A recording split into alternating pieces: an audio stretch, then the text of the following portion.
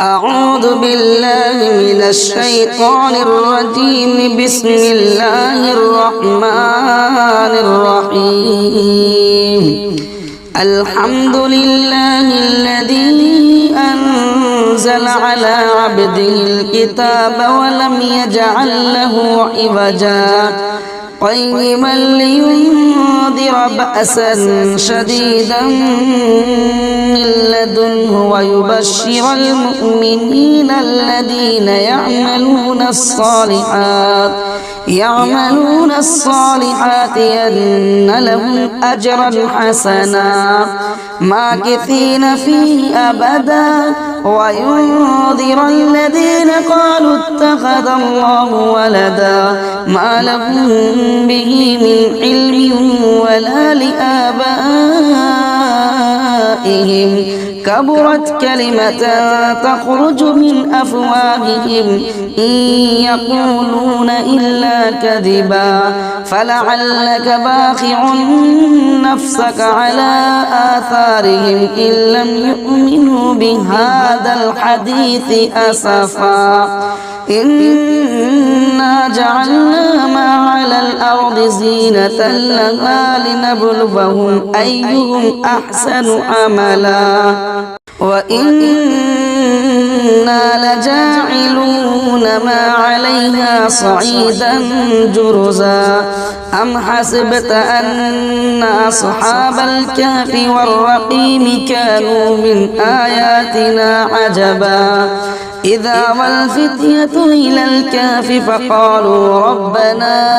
آتنا من لدنك رحمة وهيئ لنا من أمرنا رشدا فضربنا على آذانهم في الكهف سنين عددا ثم بعثناهم لنعلم أي الحزبين أحصى لما لبثوا أمدا نحن نقص عليك نبأهم بالحق إنهم فتية آمنوا بربهم وزدناهم هدى وربطنا على قلوبهم إذ قاموا فقالوا ربنا رب السماوات والأرض لن ندعو من دونه إلها لقد قلنا إذا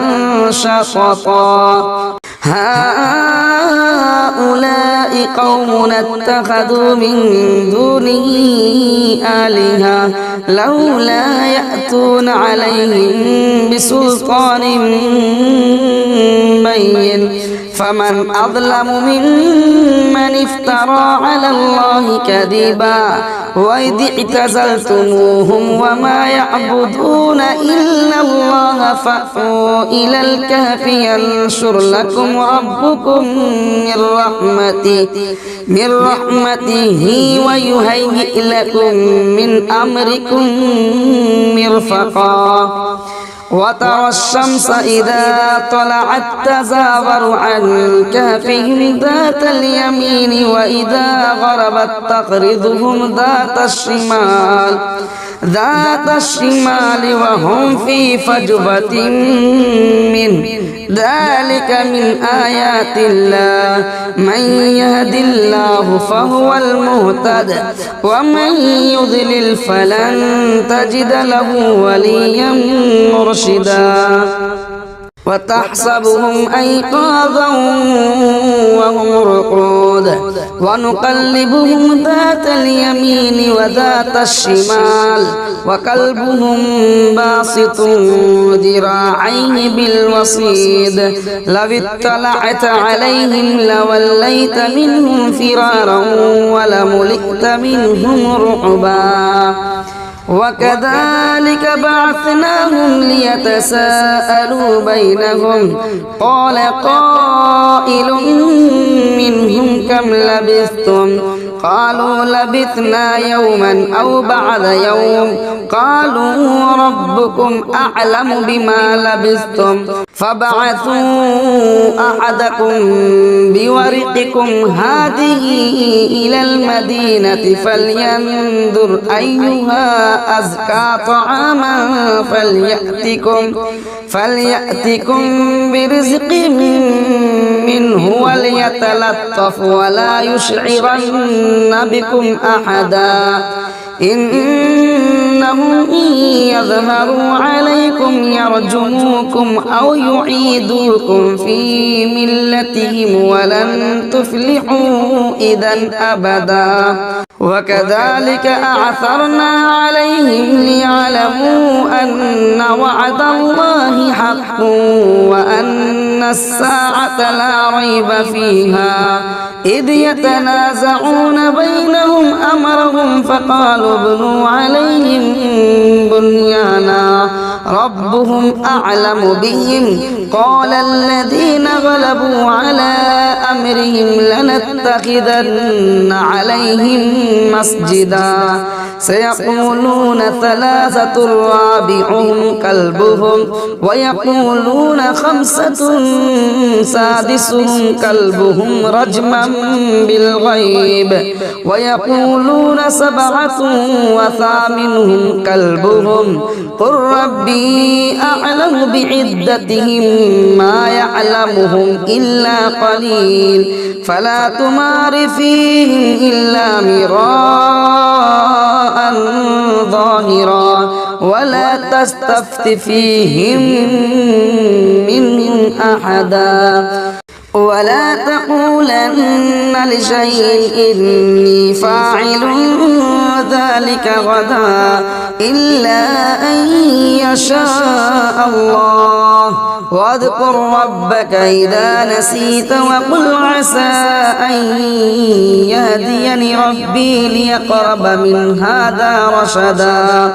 ولبثوا في كهفهم 300 سنين وازدادوا 9 قل الله أعلم بما لبثوا له غيب السماوات والأرض أبصر به وأسمع ما لهم من دونه من ولي ولا يشرك في حكمه أحدا واتل ما أوحي إليك من كتاب ربك لا مبدل لكلماته ولن تجد من دونه ملتحدا واصبر نفسك مع الذين يدعون ربهم بالغداة والعشي يريدون وجهه ولا تعد عيناك عنهم تريد زينة الحياة الدنيا ولا تطع من أغفلنا قلبه عن ذكرنا واتبع هواه وكان أمره فرطا وقل الحق من ربكم فمن شاء فليؤمن ومن شاء فليكفر إنا أعتدنا للظالمين نارا أحاط بهم سرادقها وإن يستغيثوا يغاثوا بماء كالمهل يشوي الوجوه بئس الشراب وساءت مرتفقا إن الذين آمنوا وعملوا الصالحات إنا لا نضيع أجر من أحسن عملا أولئك لهم جنات عدن تجري من تحتهم الأنهار يحلون فيها من أساور من ذهب ويلبسون ثيابا خضرا من سندس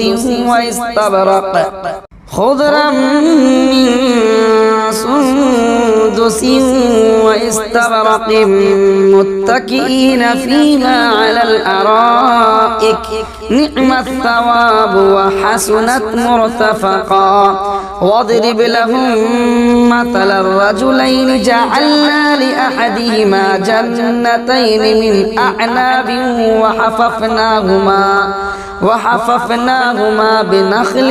وجعلنا بينهما زرعا كلتا الجنتين آتت أكلها ولم تظلم منه شيئا وفجرنا خلالهما نهرا وكان له ثمر فقال لصاحبه وهو يحاوره أنا أكثر منك مالا وأعز نفرا ودخل جنته وهو ظالم لنفسه قال ما أظن أن تبيد هذه أبدا وما أظن الساعة قائمة ولئن رددت إلى ربي لأجدن خيرا منها منقلبا قال له صاحبه وهو يحاوره أكفرت بالذي خلقك من تراب ثم من نطفة ثم سواك رجلا لكن هو الله ربي ولا أشرك بربي أحدا ولولا إذ دخلت جنتك قلت ما شاء الله لا قوة إلا بالله إن ترني أنا أقل منك مالا وولدا فعسى ربي أن يؤتيني خيرا من جنتك ويرسل عليها حسبانا من السماء فتصبح صعيدا زلقا أو يصبح ماؤها غورا فلن تستطيع له طلبا وأحيط بثمره فأصبح يقلب كفيه على ما أنفق فيها وهي خاوية على عروشها ويقول يا ليتني لم أشرك بربي أحدا ولم تكن له فئة ينصرونه من دون الله وما كان منتصرا هنالك الولاية لله الحق هو خير ثوابا وخير عقبا واضرب لهم مثل الحياة الدنيا كماء أنزلناه من السماء فاختلط به نبات الأرض فأصبح هشيما تذروه الرياح وكان الله على كل شيء مقتدرا المال والبنون زينة الحياة الدنيا والباقيات الصالحات خير عند ربك ثوابا وخير أملا ويوم نسير الجبال وترى الأرض بارزة وحشرناهم فلم نغادر منهم أحدا وعرضوا على ربك صفا لقد جئتمونا كما خلقناكم أول مرة بل زعمتم أن لن نجعل لكم موعدا ووضع الكتاب فترى المجرمين مشفقين مما فيه ويقولون يا ويلتنا ما لهذا الكتاب لا يغادر صغيرة ولا كبيرة إلا أحصاها ووجدوا ما عملوا حاضرا ولا يظلم ربك أحدا وإذ قلنا للملائكة اسجدوا لآدم فسجدوا إلا إبليس كان من الجن ففسق عن أمر ربه أفتتخذونه وذريته أولياء من دوني وهم لكم عدو بئس للظالمين بدلا ما أشهدتهم خلق السماوات والأرض ولا خلق أنفسهم وما كنت متخذ المضلين عضدا ويوم يقول نادوا شركائي الذين زعمتم فدعوهم فلم يستجيبوا لهم وجعلنا بينهم موبقا ورأى المجرمون النار فظنوا أنهم مواقعها ولم يجدوا عنها مصرفا ولقد صرفنا في هذا القرآن للناس من كل مثل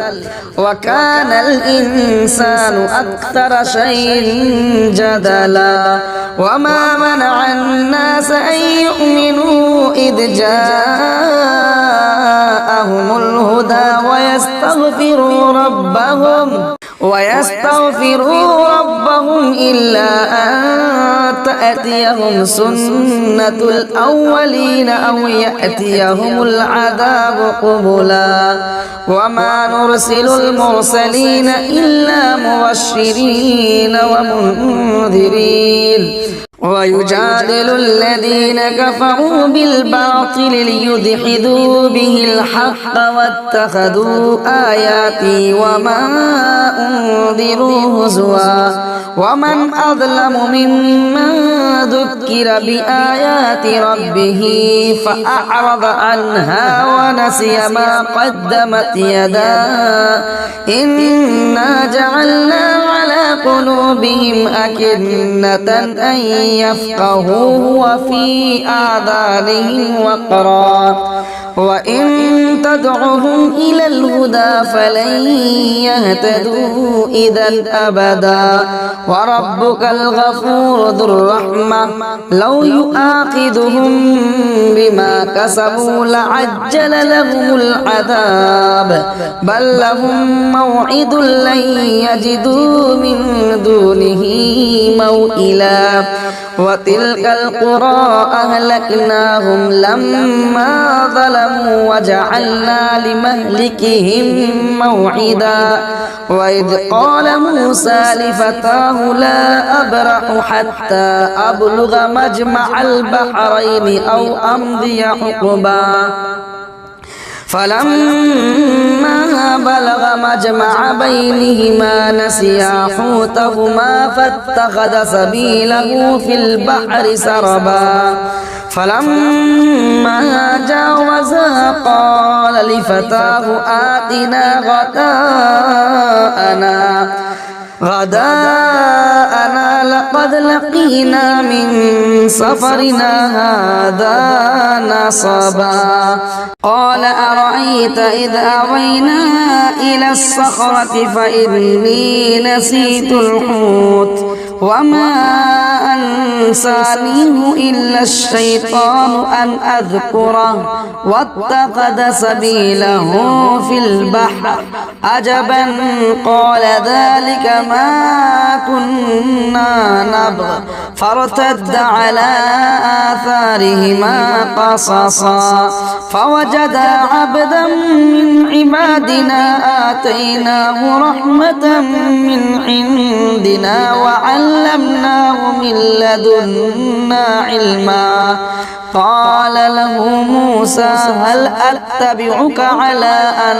تعلمني مما علمت رشدا قال إنك لن تستطيع معي صبرا وكيف تصبر على ما لم تحط به خبرا قال ستجدني إن شاء الله صابرا ولا أعصي لك أمرا قال فإن اتبعتني فلا تسألني عن شيء حتى أحدث لك منه ذكرا فانطلقا حتى إذا ركبا في السفينة خرقها قال أخرقتها لتغرق أهلها لقد جئت شيئا إمرا قال ألم أقل إنك لن تستطيع معي معي صبرا قال لا تؤاخذني بما نسيت ولا ترهقني من أمري عسرا فانطلقا حتى إذا لقيا غلاما فقتله قال قتلت نفسا زكية بغير نفس لقد جئت شيئا نكرا قال ألم أقل لك إنك لن تستطيع معي صبرا قال إن سألتك عن شيء بعدها فلا تصاحبني قد بلغت من لدني عذرا فانطلقا حتى إذا أتيا أهل قرية استطعما أهلها فأبوا أن يضيفوهما فوجدا فيها جدارا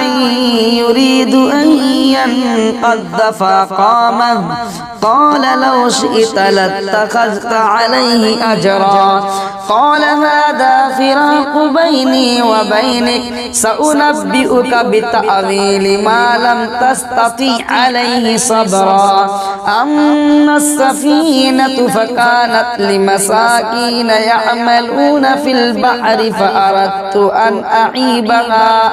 أن أعيبها وكان وراءهم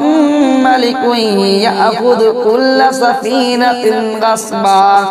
وأما الغلام فكان أبواه مؤمنين فخشينا أن يرهقهما طغيانا وكفرا فأردنا أن يبدلهما ربهما خيرا منه زكاة وأقرب رحما وأما الجدار فكان لغلامين يتيمين في المدينة وكان تحته كنز لهما وكان أبوهما صالحا فأراد ربك أن يبلغا أشدهما ويستخرجا كنزهما رحمة من ربك وما فعلته عن أمري ذلك تأويل ما لم تستطيع عليه صبرا ويسألونك عن ذي القرنين قل سأتلو عليكم منه ذكرا إنا مكنا له في الأرض وآتيناه من كل شيء سببا فأتبع سببا حتى إذا بلغ مغرب الشمس وجدها تغرب في عين حمئة ووجد عندها قوما قلنا يا ذا القرنين إما أن تعذب وإما أن تتخذ فيهم حسنا قال أما من ظلم فسوف نعذبه ثم يرد إلى ربه فيعذبه عذابا نكرا وأما من آمن وعمل صالحا فله جزاء الحسنى وسنقول له من أمرنا يسرا ثم أتبع سببا حتى إذا بلغ مطلع الشمس وجدها تطلع على قوم لم نجعل لهم من دونها سترا كذلك وقد أحطنا بما لديه خبرا ثم أتبع سببا حتى إذا بلغ بين السدين وجد من دونهما قوما لا يكادون يفقهون قولا قالوا يا ذا القرنين إن يأجوج ومأجوج مفسدون في الأرض فهل نجعل لك خرجا على أن تجعل بيننا وبينهم سدا قال ما مكنني فيه ربي خير فأعينوني بقوة أجعل بينكم بينكم وبينهم ردما آتوني زبر الحديد حتى إذا ساوى بين الصدفين قال انفخوا حتى إذا جعله نارا قال آتوني أفرغ عليه قطرا فما استطاعوا أن يظهروه وما استطاعوا له نقبا قال هذا رحمة من ربي فإذا جاء وعد ربي جعله دكا وكان وعد ربي حقا وتركنا بعضهم يومئذ يموج في بعض ونفخ في الصور فجمعناهم جمعا وعرضنا جهنم يومئذ للكافرين عرضا الذين كانت أعينهم في غطاء عن ذكري وكانوا لا يستطيعون سمعا أفحسب الذين كفروا أن يتخذوا عبادي من دوني أولياء إنا أعتدنا جهنم للكافرين نزلا قل هل ننبئكم بالأخسرين أعمالا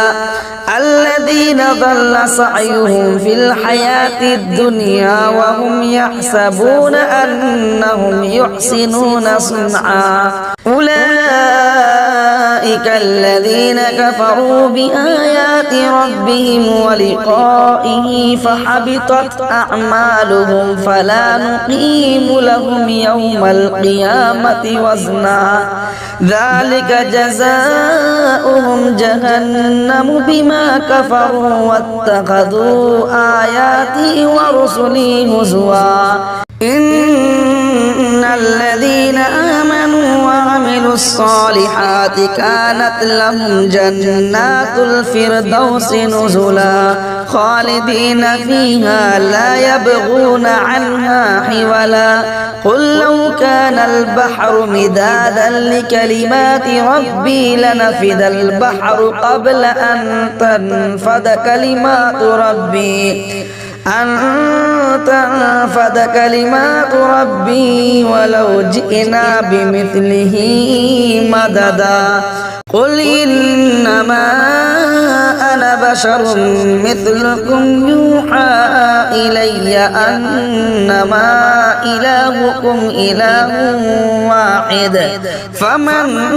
كان يرجو لقاء ربه فليعمل عملا صالحا ولا يشرك بعبادة ربه أحدا صدق الله العظيم.